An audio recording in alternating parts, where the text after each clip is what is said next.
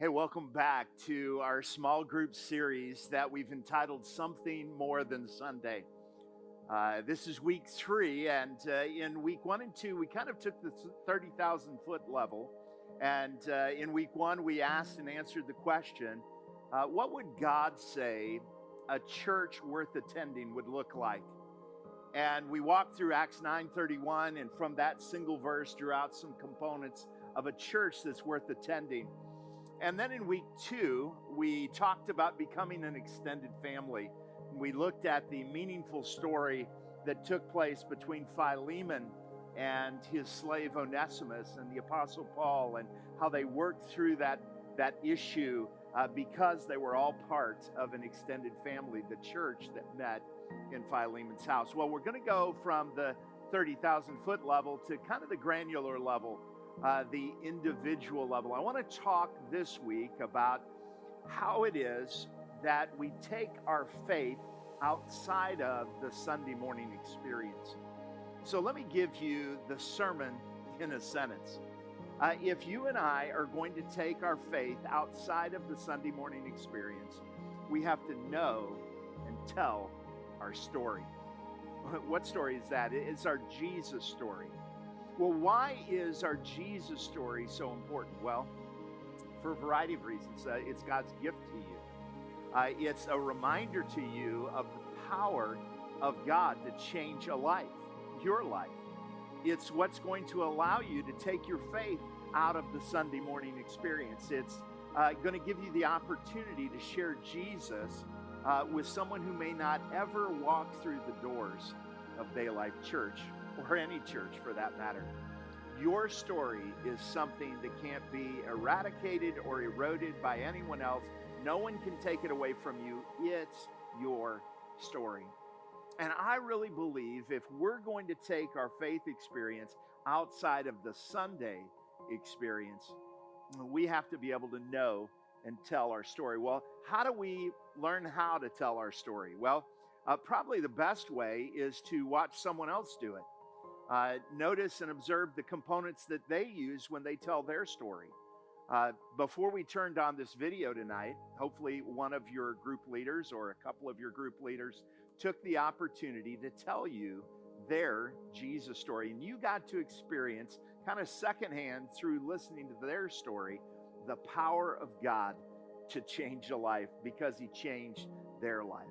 Well, while I can't personally comment on every story that's been shared tonight, I can share a story that we all have in common. It's the Jesus story that belongs to the Apostle Paul. Now, I'm sure that Paul told his story many times in many different places, but the time that it's recorded in Scripture with the greatest specificity is when Paul is actually on trial for his life. You see, he'd been accused of a capital crime, disrupting the practice of Judaism. It was kind of a religious crime, and the people that had accused him wanted him dead and gone. Because of the Roman occupation of Israel, though, they didn't have the authority to carry out capital punishment, so they had to make an appeal to the Roman governor. His name was Festus. Well, when that happened, Paul actually appealed to Caesar. As a Roman citizen, he had the ability to do that. And so Festus was duty bound to honor the appeal and send him on to Rome. But before he could do that, he had to write out the accusation. He had to file formal charges. Well, because he wasn't a Jew and he didn't understand Jewish religious practice, he didn't even know how to write up the charges. But as it turns out, King Agrippa and his wife, the king and queen of Israel, were at court in Festus's court that day. So he invites them in to hear the case. Well, as we walk through Paul telling his story in that environment, I want to lift out a number of observations, basic components that ought to be considered when any of us write our story and then share our Jesus story. Ready to go? You may want to start taking some notes at this point on your note sheet. The first observation I would make is you have to seek to understand your audience, right? That makes sense. You don't go from zero to hero. in sharing your Jesus story, you don't just start the conversation by saying, let me tell you how Jesus changed my life. That would be a very rare occurrence for that to happen. Let me read how it went with Paul. He's in this courtroom. He's on trial for his life. Let's see how it begins. It says, so Agrippa said to Paul, you have permission to speak for yourself. Then Paul stretched out his hand. It would be our version of putting your hand on the Bible and being sworn in. He said, I consider myself fortunate that it's before you, King Agrippa. So he addresses the King of the Jews.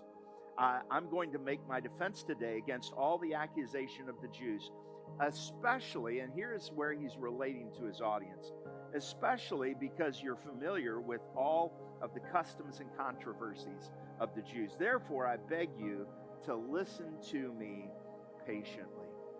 You and I, like Paul in that circumstance, we have to seek to understand our audience. Number two, we have to share the part of our story that's most relatable with our audience, right? Paul knew that he was in front of a tribunal of political and religious nobility. And so the part of his story that he shares is very specific to them. He shares that, hey, for most of his life, he was one of them. He's going to say, hey, if the religious leaders over there would tell you the truth, they would tell you I was their guy.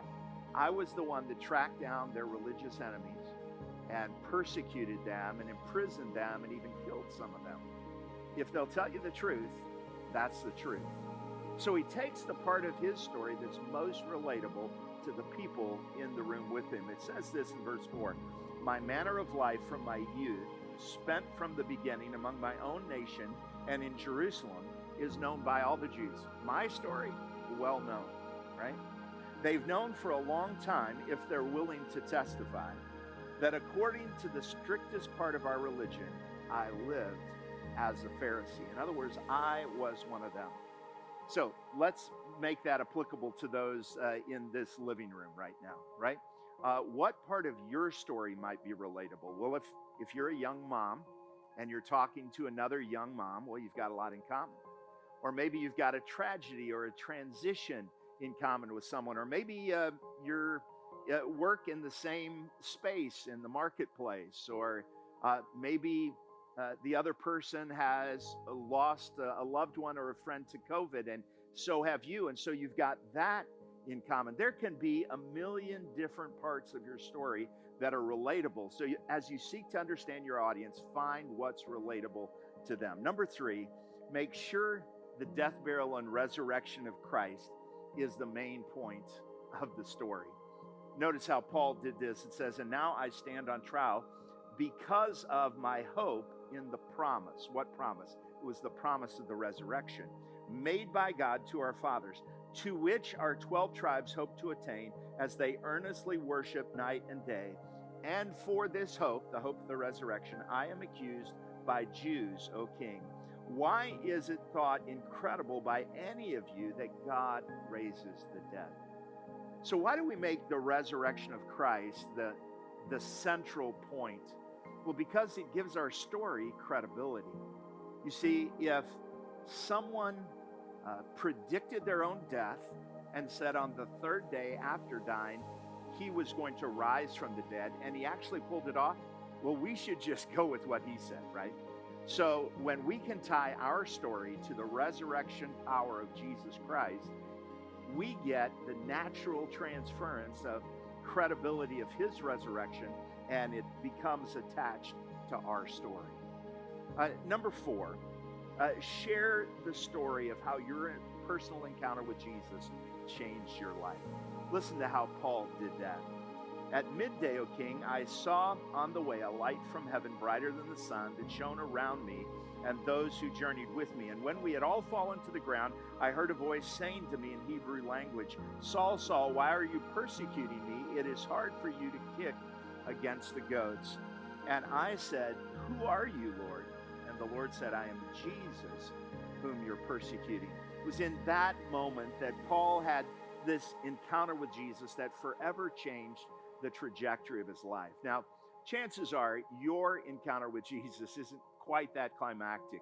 It may have just been a quiet conversation with a friend where you realized your need for Christ, or maybe it was a transition or tragedy in your life that led you to that, or maybe it was just kind of coming to the end of yourself and realizing you didn't have all the answers. Find that pivotal point of how Christ changed your life and insert it into your story. Number 5, include the elements of the gospel in your story.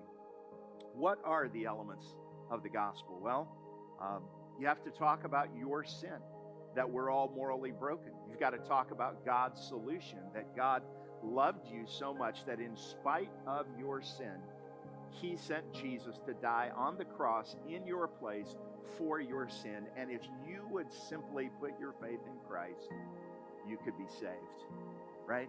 And that's really the third and final part of the components of the gospel, and that's their decision. You have to reach out to them and prompt them to decide if they're going to make a decision for Christ. That really leads us to our sixth and final component, which is we have to offer an opportunity for people to respond to the gospel, right? As Paul is speaking to this tribunal of people, once he mentions resurrection from the dead, Festus, who's the Roman governor, secular governor, he would have had no concept about the idea of resurrection. He said, have you lost your mind? And Paul turns to Agrippa, the king of the Jews, because he would understand the law and the prophets. And he said, but Agrippa, do you believe the prophets? Agrippa's response is really telling. He said, are you trying to make me a Jesus follower so quickly? Well, Paul's response is a great and a gracious one. He said, whether sooner or later, I would wish that everyone in this room would be as I am, except for these chains, that they would have what Paul had because of his relationship with Jesus Christ.